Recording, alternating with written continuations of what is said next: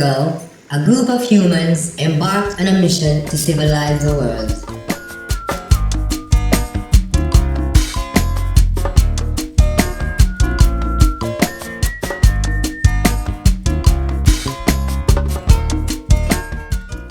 In actual fact, cooling temperatures during the Little Ice Age caused the people of Europe to grow hungry and anxious.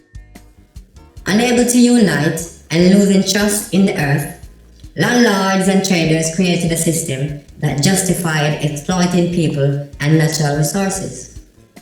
They were very competitive and set out to acquire further and further riches and power. Inevitably, this culture led to deceitful and abusive behavior. And it conquered the world.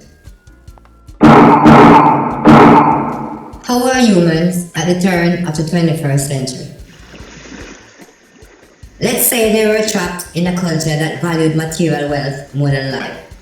It was so toxic, it contaminated the most remote areas of their planet, destroying and poisoning food, water, soil, and air.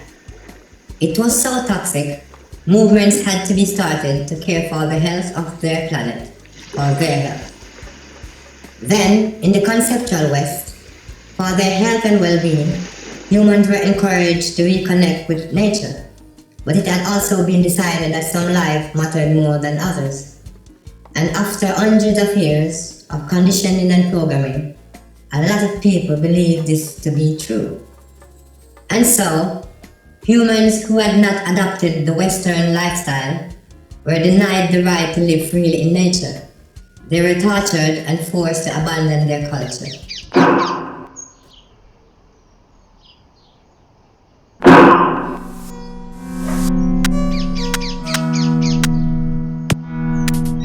International conservation groups funded the eviction of indigenous people from their ancestral land.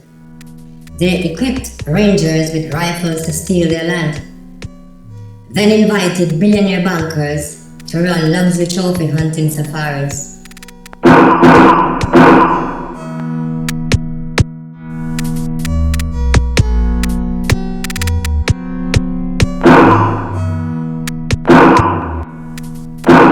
Imagine in the forest where people once lived in peace and harmony with nature. Humans could now shoot elephants wastefully, for fun, for a small fortune, all in the name of conservation. In terms of ecology, respect, and compassion, who would you want to learn from? Eco-guards including those who force indigenous people out of the forest so a minority can practice their barbaric elite activity. Or indigenous people who have a spiritual connection with nature, the land, and the universe, who feel a sense of duty towards future generations, who wants to leave the land as abundant as they find it, and whose lifestyle promote the highest levels of biodiversity.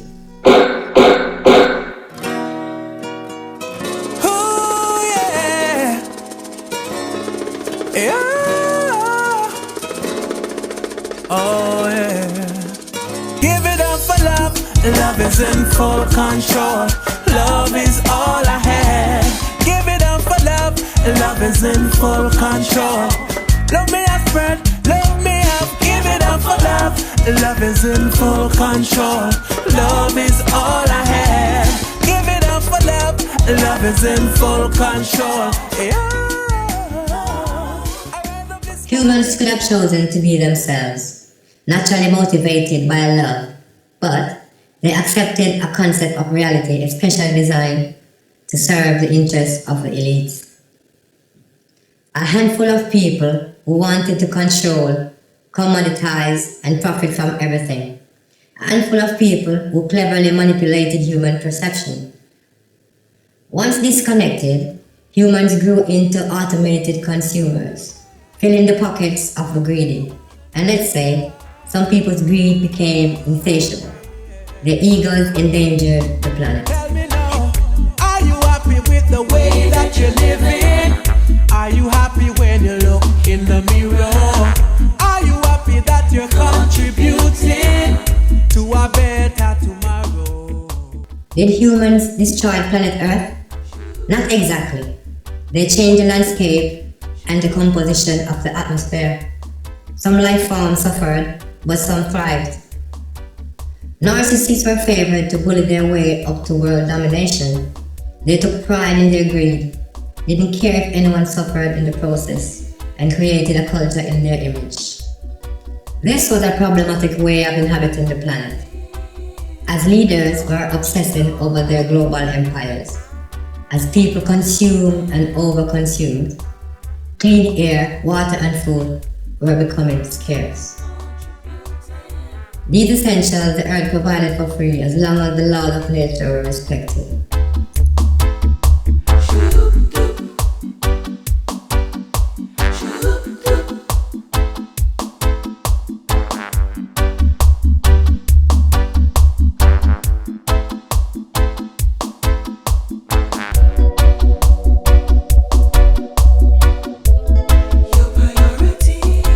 What did Mother Nature think of humans, masters of the universe?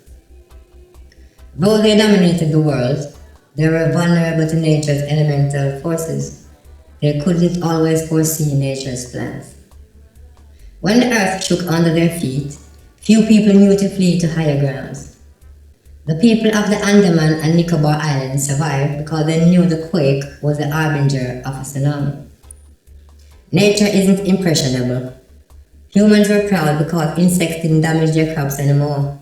Proud because they didn't need to hunt for food anymore and they had time to hunt for sport. Humans were proud they dominated the earth. They could use weather control as a weapon or to ensure a rain-free weather. They could even use sun dimming to tackle climate change. But knowing the poison in the atmosphere and the soil was against the laws of nature. Thus, they were left with air, water, and food supply they couldn't trust.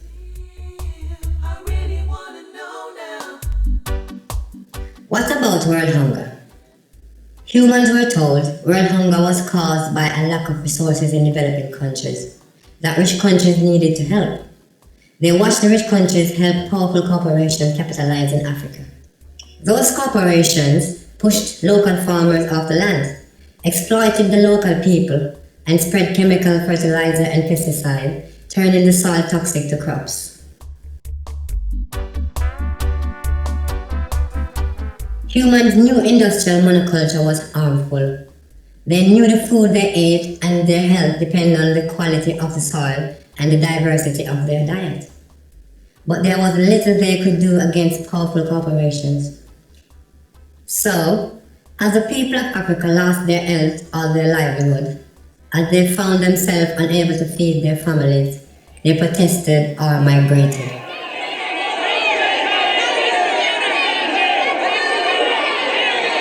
Their leaders, kleptocrats, couldn't have cared less, and the mainstream media loved it. A couple of headlines and the African migrants became the enemy. Meanwhile, international corporations, having taken control of the land, profited from its resources. The same applied to all extractive industries. They enriched the powerful elites, but were detrimental to workers' health and the environment. Some people so weak, they can't be trusted, then we sell you all cheap. It's all about the power and the gain. They don't care about who feels the pain, but who can hear shall show. Humans who understood the laws of nature were the only ones truly capable of managing the resources of the planet wisely. What about other Earthlings?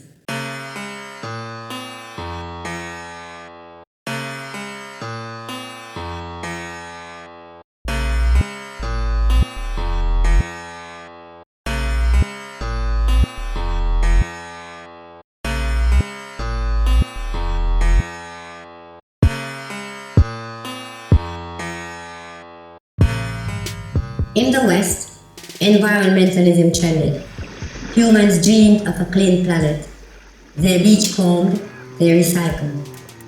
This was great, but microplastics still formed layers in the soil, still entered the food chain, still flowed into the ocean, still released more chemicals and carried on contaminating the world.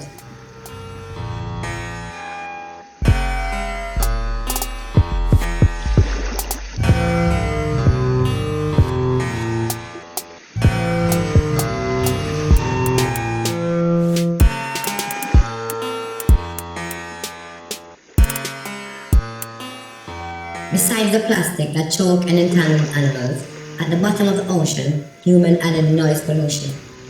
Ships and military operation technology at sea cause internal damage to fish and invertebrates. They interfere with marine mammals' hearing and disrupted their orientation. That means whales could struggle to locate food or even get lost. Back on land, needless to say that urbanization, industrial farming and pesticides were causing bird suffering and insect extinction.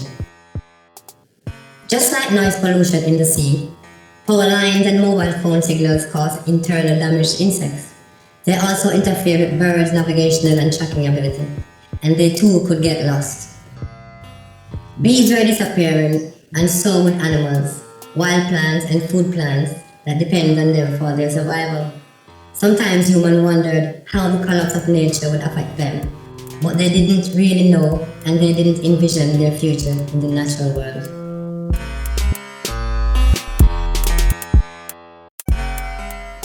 In 1800, there were 26 million elephants in Africa.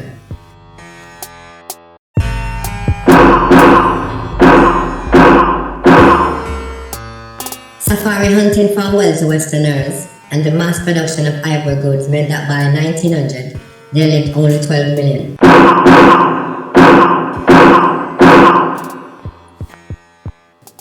The rest of the world got involved, and by 1979, less than 1.3 million were left. Then ivory started trending in Asia, and in 1989, 600,000 were left. In 2020, there were 400,000 elephants left in the wild in Africa.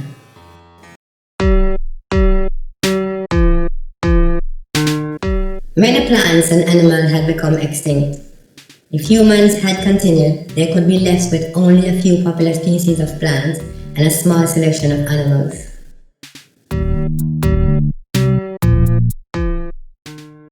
So rubbish could be found at the bottom of the sea, up the highest mountain, in the Antarctic waters, and on the moon. Though to the moon, humans didn't just bring rubbish. They also brought life. Humans were that powerful.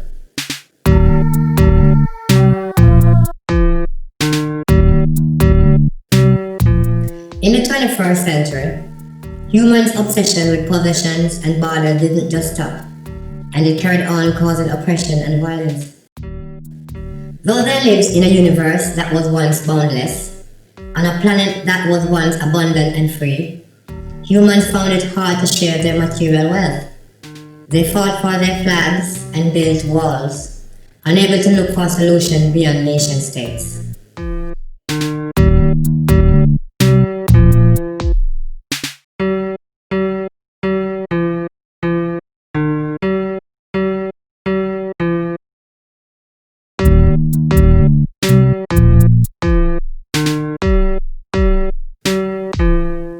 As power shifted in the media, the elite lost control of a lot of content, and most humans were now able to produce and transmit. They could choose whose voices they wanted to listen to. They could listen to news stories and learn about culture that held other values. They realized that this way of thinking, this dream to acquire, was not universal. They learned about lifestyles more conducive to health and peace.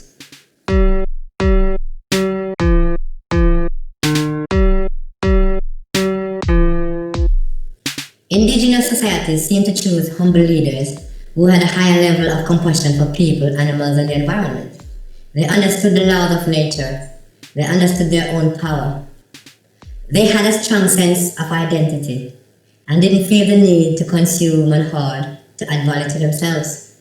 Most importantly, they treasured the ecosystem Earth, for it created balance and harmony, for all life depended on it.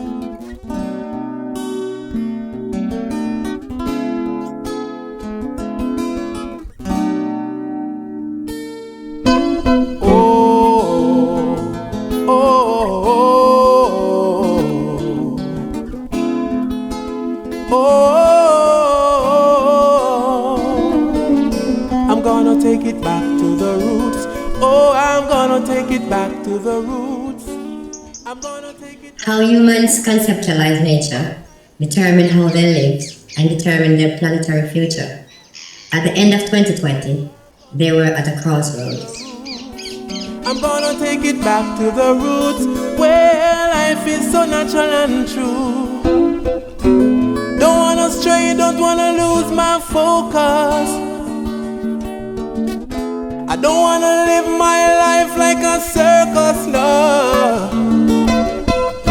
I don't wanna miss the real things in life. It takes much more than material things for I to survive. What about the birds?